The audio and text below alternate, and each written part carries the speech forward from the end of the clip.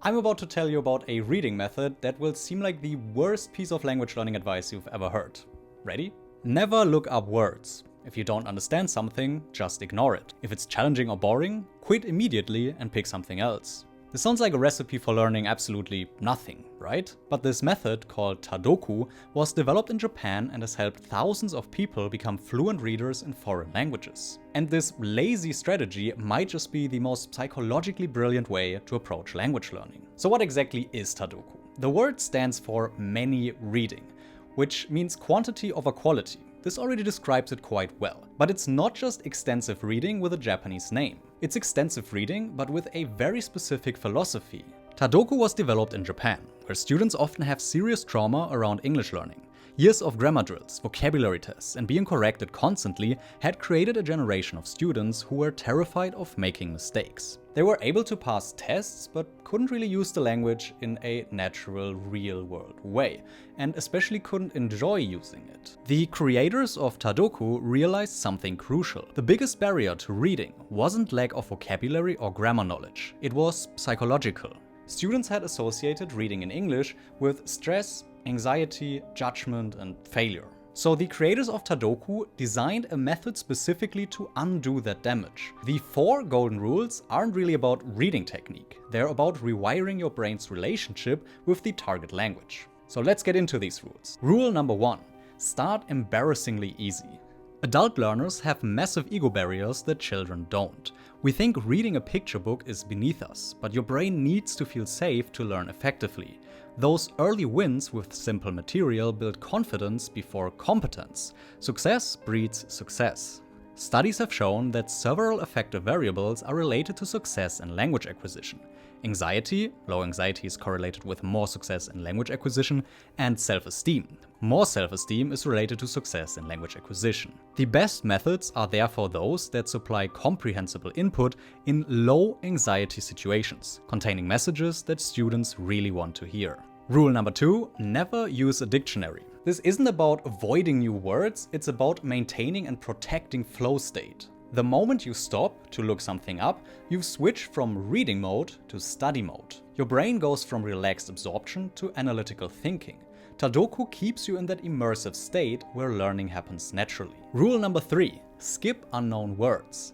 This gives you permission to be imperfect. Most language learners are perfectionists who panic when they don't understand something. This rule teaches tolerance for ambiguity, which is actually a crucial language and language learning skill. It also reduces cognitive load so you can focus on overall comprehension instead of getting stuck on individual words. And rule number 4, quit if you're bored. This might be the most radical rule. We are taught that discipline means pushing through when things get hard or boring. But boredom is the enemy of habit formation.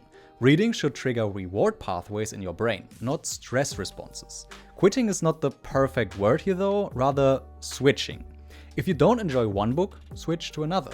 So how does this Tadoku experience feel in practice? Instead of, I should be reading more difficult material to challenge myself, you think, this is easy, but I'm flying through it.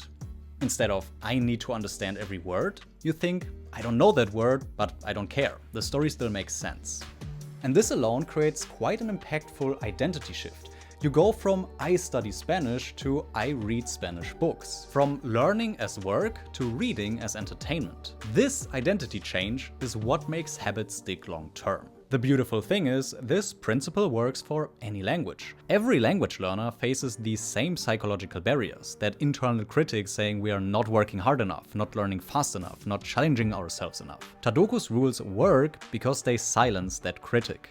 However, I need to be honest about where Tadoku falls short. The biggest culprit is the starting from scratch problem. The idea that you start with absolute zero knowledge and just read without looking up anything doesn't really work. Complete beginners need some intensive study first, or at least some comprehensible input in the form of videos, where you can understand words through visual context.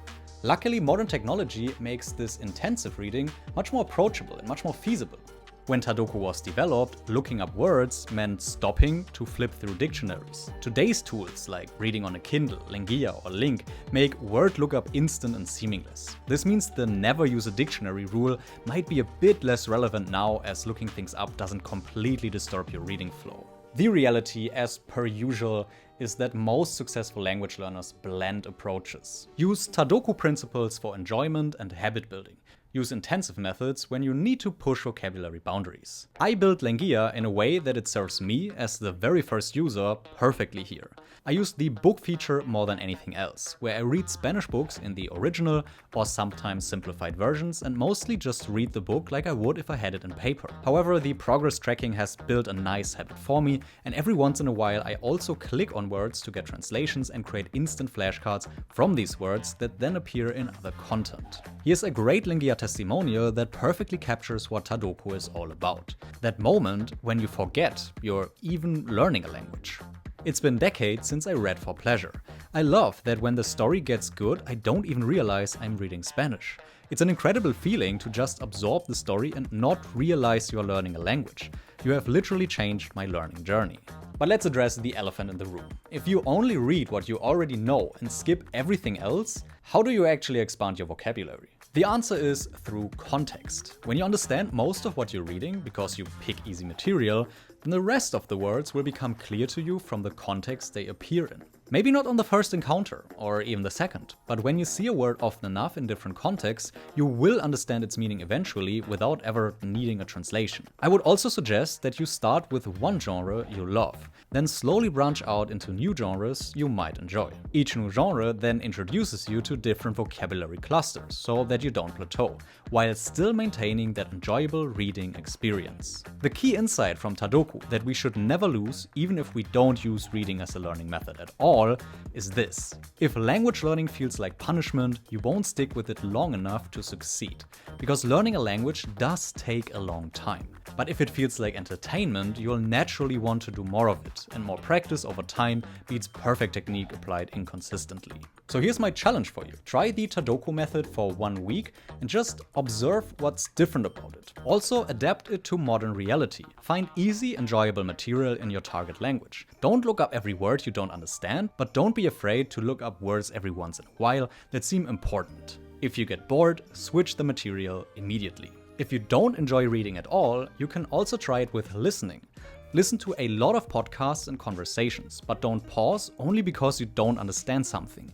Just keep going, and maybe it will make sense retrospectively once more context surrounds it. And speaking of understanding words from context, there's actually something fascinating happening in your brain when you do this successfully. Your brain has built-in patterns for connecting sounds to meanings that exist before you even learn your first language. These hidden associations help explain why some words feel right immediately, while others feel impossible to remember.